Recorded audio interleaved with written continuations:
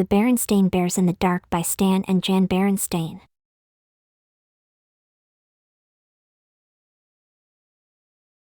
"Brother Bear," said Sister impatiently, "are you going to take all day to pick your books?" Sister and Brother Bear were at the Bear Country Library. Sister had already chosen her books and was waiting at the checkout desk.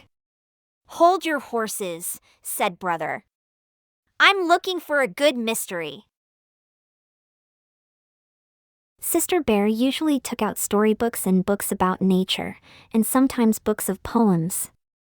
Brother liked those too, but lately he'd become interested in mysteries. Especially spooky ones.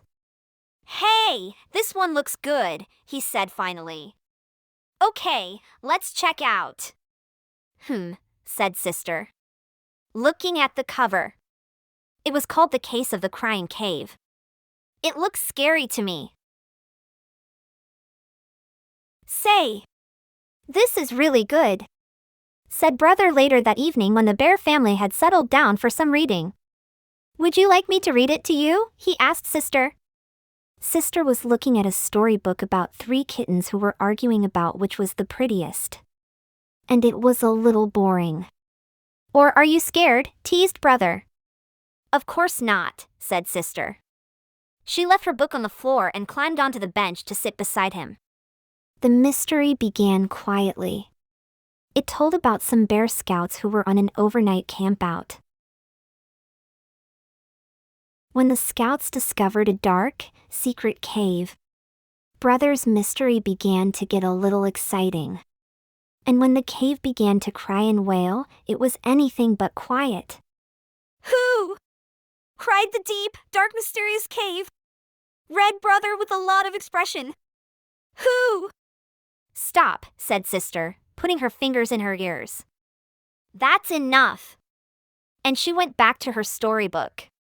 "Scaredy Bear! Scaredy Bear!" teased Brother. "And that's quite enough of that," added Papa Bear, looking up from his paper. At the cubs' bedtime, Papa and Mama said good night, turned off the light, and left the cubs in the usual sleepy darkness. Outside the treehouse, the bright, busy sounds of day had given way to the soft, soothing sounds of night. The quiet conversation of frogs and toads. The soft cry of the owl. The sigh of the night wind. And if you listened very hard, you could almost hear the softest sound of all. The sound of lightning bugs switching their lights on and off, on and off. But inside the treehouse, Sister Bear wasn't even beginning to fall asleep.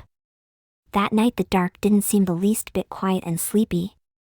In fact, it seemed like the spooky darkness of a scary cave. And the friendly old chest of drawers and funny clothes tree that Papa had made didn't seem so friendly and funny. They seemed more like cave creatures. So when Brother decided to tease her a little more by making a wailing noise, a really spooky wailing noise, it gave her quite a scare. "Mama! Papa!" she cried. "Hurry! Come quick!" And come quickly they did. Papa rushed into the dark room and tripped over the clothes tree. Mama rushed in after Papa and tripped over him. In the commotion, Sister fell out of bed and landed on both of them. Then Brother, who had started it all with his spooky wail, turned on the light. What a mess! Sister, still scared, was holding on to Papa. Papa was holding on to the toe he had stubbed. And Mama was looking for the nightcap she had lost in the confusion. All 3 of them were pretty annoyed with Brother Bear. It turned out to be a very long night in the bear's tree house. Papa and Mama tried to explain that there was nothing to be afraid of in the dark. Except maybe running into a closed tree and stubbing your toe. But it didn't do any good. Sister absolutely refused to go to sleep with the light off. And Brother positively insisted that he couldn't fall asleep with the light on. The next morning the Bear family was very sleepy-eyed.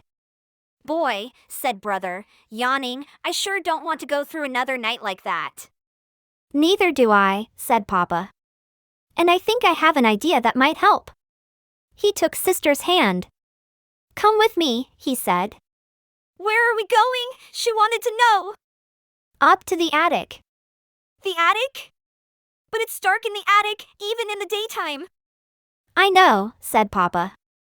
But there's something I want to show you. Anyway, there's nothing so special about the dark, it's just part of nature. Like the light. It's your imagination that makes the dark seem spooky sometimes. What's imagination? Asked Sister. Imagination is what makes us think that chests of drawers and clothes trees are cave creatures. I wish I didn't have one, said Sister. Don't say that, said Papa. A lively imagination is one of the best things a cub can have. It's imagination that lets us paint pictures, make up poems, invent inventions. The trick is to take charge of your imagination and not let it take charge of you. When they got to the attic, Papa began to rummage through boxes looking for something. Sister tried to follow Papa's advice and not let her imagination take charge. And it worked. A spooky shape turned out to be the shadow of some old tools. What looked like a giant was really some piled-up furniture. Here it is, said Papa.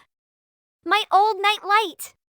The one I used when I was a cub and had a little trouble falling asleep in the dark.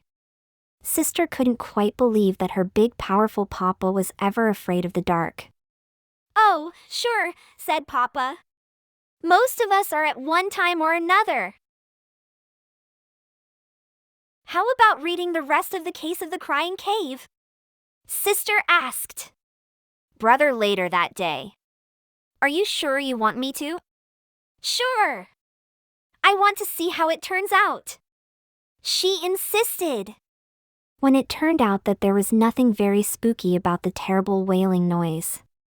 It was caused by wind blowing across an opening in the roof of the cave, like the noise you make when you blow across the top of a bottle. Sister was a little disappointed. And that night, when she and brother were all settled down in the cozy glow of Papa's old night light, she said so. I was pretty disappointed by the way the Case of the Crying Cave ended. Why? Asked brother. Because, she said, I was hoping the wailing would be a really spooky, scary monster. And she leaned down from her bunk over brother's and made a spooky, scary monster face at him. Cut that out, cried brother. Then Sister went right to sleep. But brother lay awake for quite some time, listening to the owl hoots and thinking that maybe he'd had enough mysteries for a while. The end.